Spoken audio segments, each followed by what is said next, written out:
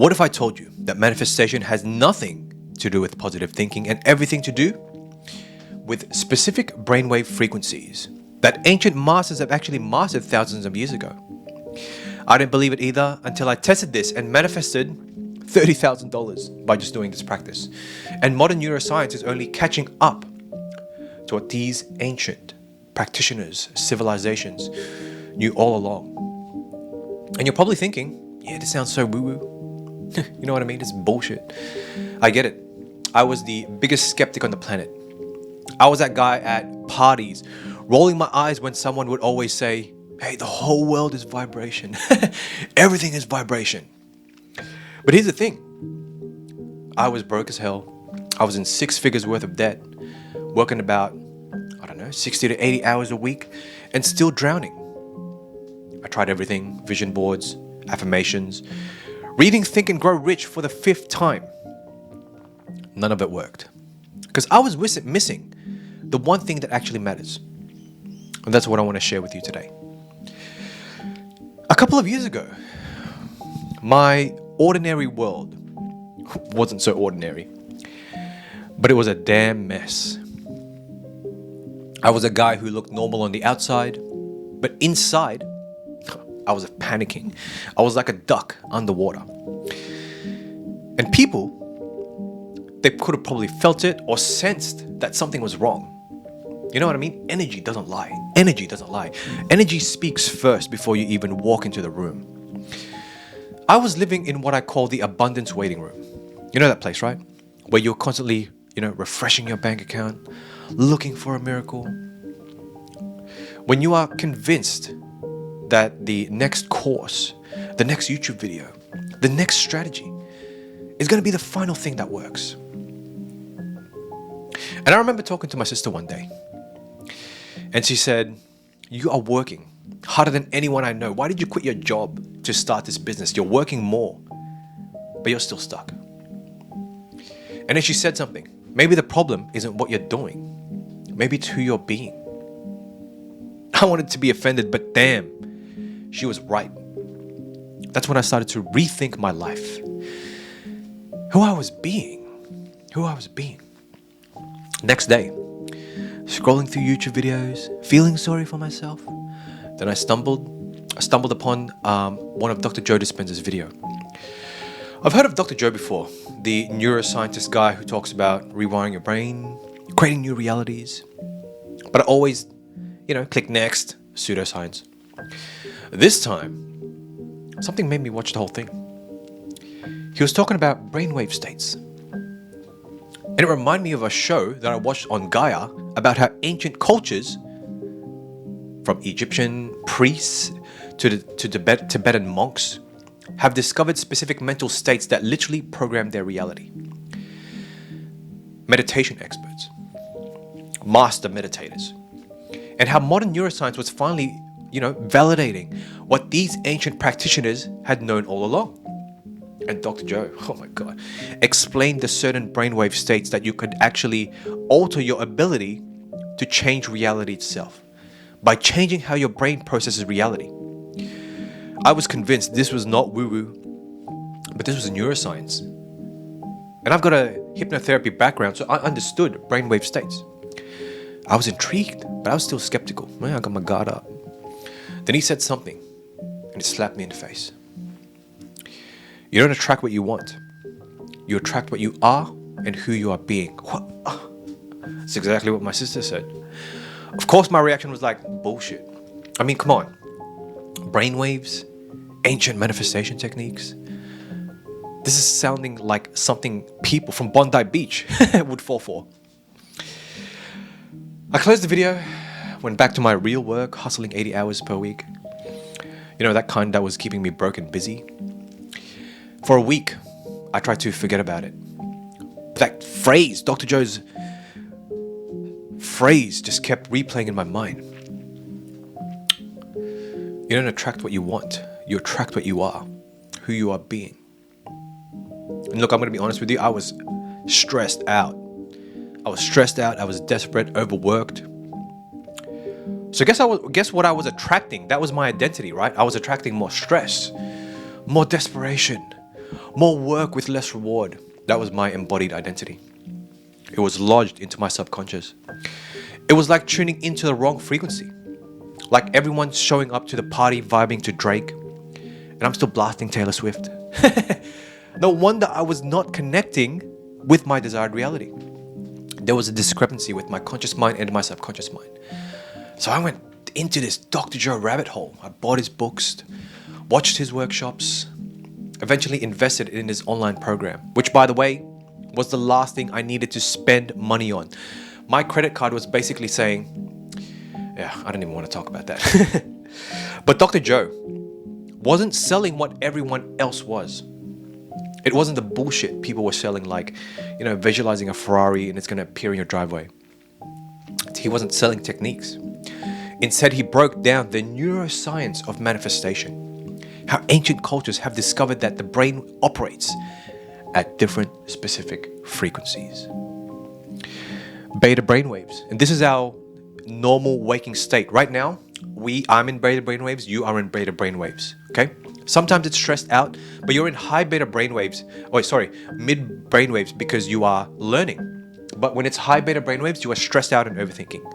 Alpha is like alert, but you are relaxed. This is where you have brilliant ideas. Theta is that dreamy state, meditative state where you are half awake. And delta is deep sleep, baby. There was this one specific frequency, right at the border of alpha and theta, that ancient practitioners had mastered. And Dr. Joe calls this coherence, where your heart and brain synchronize, creating a powerful manifestation field around your body, electromagnetic field around your body. Now here's the kicker. When you can maintain this frequency, you literally change how your brain processes reality. You stop seeing obstacles and start seeing opportunities, literally like a switch. And your nervous system switches from survival mode, desperation, to creation mode. It's like upgrading from a Nokia phone to the latest iPhone. Like same world, but completely different experiences. So what have I got to lose, right? I decided to try it. The only thing I got to lose was more time being broke. So I created a 21-day plan based on Dr. Joe's teachings. Specific meditation techniques, his breath work, mental rehearsals, and I designed to train my brain to access and maintain this frequency. Right after meditation, right? Let's go through it. The first thing that I would do, 5 a.m., I would get up, hating my life because it's 5 a.m. Sat in my meditation chair, followed Dr. Joe's guided meditation. Nothing happened. No angel singing, no money falling from the sky, just me sitting with a numb ass for 30 minutes.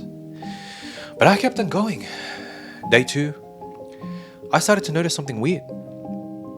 I wasn't checking my phone first thing in the morning. I wasn't immediately jumping into anxiety mode. It was so subtle, but I felt it. It was different. It's like when you've been wearing shoes that are slightly too small for you, and when you finally take them off, you're like, oh, I didn't even realize how uncomfortable they were until the pressure was gone. Like that. Now, this is where it gets interesting. As I continued with this practice, the world started to test me. Yeah. One of my clients canceled our contract. My car broke down. My rent was increasing. Old me would have seen these as that signs that manifestation is bullshit. But new me, or at least emerging me, started to see them differently. When my client canceled, I didn't panic. Instead, I reached out to an old friend that I'd been meaning to catch up with. Just to catch up, no pitch, we had coffee. And guess what? He mentioned that the company that he was working for was looking for a marketing and sales expert. And they wanted to bring me on board, but twice my previous rate. My car breaking down led me to taking Ubers for a week, and I met a driver who was also a real estate investor. We got to talking. He invited me to some investment group, in-person investment group. And it was like the universe was clearing out what wasn't serving me to make room for what would. But only because I wasn't reacting from a place of fear, lack, or scarcity anymore. The real enemy wasn't my external circumstances. It was my own frequency, my own identity. Because that constant state of stress, scarcity, lack that I have embodied or operating for years, literally from the day that I was born. I came from a third world country, right? That's what my identity was. But day 9 in this practice, something had shifted dramatically. I was in the middle of a morning meditation where I felt this, I don't even know how to describe it, this warmth spreading through my chest. Dr. Joe talks about this, and it's your heart going into coherence. And for the first time, I could physically feel the difference between my old self and this new self. It was like switching on the radio, getting out of that static and finally clicking, click. That static cleared and I could hear the music. It was like that. That day, I walked around in a relaxed, calm state. The only best way I can describe it as relaxed confidence. Not cocky or forcing anything, just everything's gonna be okay. Aligned, like that type of feeling. Here's the wild part. People started noticing. My roommate was like, "Did you get a haircut?" My barista gave me a free coffee. A stranger held the door for me. I was getting compliments at the gym. Small things, but they had the same message. The message was the world was responding to me differently because I was being different. I was being different. Day 14, I got hit with a challenge. I checked my bank account, still pretty much the same, empty. I had bills coming in, credit card company, emailing me, calling me, saying I got a missed payment. The 3D reality was saying, "This isn't working, you dumbass." Put me in a crossroad. Go back to my old self, hustling 80 hours. And there was this moment when I was sitting in my car, looking at my bank balance, and I almost gave up. Man, this old frequency was pulling me back like gravity. But this is where most people quit. When the external hasn't caught up with your internal state of being yet. When you've changed your frequency, but reality is still reflecting the old you. And I remember Dr. Joe saying, he said that the physical world, listen carefully, the physical world is the last to change, not the first. It's a reflection of your past frequency, your past identity, not present. So I doubled down. I went all in even more. Instead of 30 minutes meditation, 45 minutes. I added an evening meditation. I guarded my frequency, my identity, like I was guarding the last piece of cake from my sister. That's usually the other way around, actually. And then something weird happened. I stopped caring about money. Not in a reckless way, but in a I know I'll be fine way. The desperation disappeared. And I kept going as my new self. And on day 17, I got a call from a potential client that I had spoken to in months. They suddenly needed a done-for-you funnel and marketing system. And they needed it yesterday. The price they were willing to pay, $15,000. 2 days later, that real estate guy, the Uber, I met, he called me and he needed to make more sales for his company. And that was $8,000. And my background is in sales and marketing. So this was all aligned and easy and normal. And then my old client called me back, apologizing for the cancellation, wanting to restart our work together, but with a bonus, $7,000 more. And by day 30 or day 21, I had $30,000 in my new business, And I thought this was going to come through my programs, but it was money that came from something that I didn't chase. But the real thing is the money wasn't the reward. It wasn't the real reward. The real reward was who I had become in those 21 days. Someone operating from abundance rather than scarcity or lack, which I have embodied for about 30 years of my life. Someone who saw opportunities instead of obstacles. Someone who tuned into the right frequency. And I would love to tell you that I maintained this perfect frequency and kept walking that path, right? That I never slipped back into my old patterns, my old ways. But that would be some, Instagram preacher, only preaching love and light, pretending that they are perfect. Hey, I still drop. I still, fall off the horse, as Dr. Joe would say. But the truth is, maintaining this frequency is a practice, a moment-to-moment practice. Look, some days I nail it, like today. Some days I just want to stay in bed and do nothing. And that's okay. If you need that, do it. The difference is, now I know how to get back. I know what that frequency feels like in my body. I can tell when I'm slipping into old patterns, and I have the tools to shift. It's like learning how to ride a bike. You know what I mean? At first, it requires all your concentration. Eventually, it just becomes second nature. You're doing wheelies. You're riding without your hands on the handlebars. But even the pros fall off sometimes. The key is getting back quickly or whenever you're ready. Not staying on the ground, feeling sorry for yourself. And that was a pattern of mine. Right before bed, always right before bed, I would have a pity party for myself. I do not recommend that. Do not do that. This experience fundamentally changed me. Not just financially, but in every area of my life. My relationship improved because I wasn't bringing in stress and scarcity energy. My health improved because I wasn't constantly in, fight or flight mode. My creativity exploded because I wasn't forcing ideas from a place of desperation. Then I realized that manifestation isn't about vision boards or affirmations, any of that surface level shit. Those are just tools and not very effective tools. The real manifestation happens at the level of your nervous system, in the frequency you maintain moment to moment. And this is exactly what Dr. Joe has been teaching all along, and what ancient civilizations practitioners discovered thousands of years ago. Man, what happened to us? What happened to us? When you change your frequency, you change your life. And you also change what you attract in your life. Not because of some mystical law, but because of how your brain processes reality. You literally see different opportunities. You have different thoughts. You take different actions, make different decisions, and you create different results.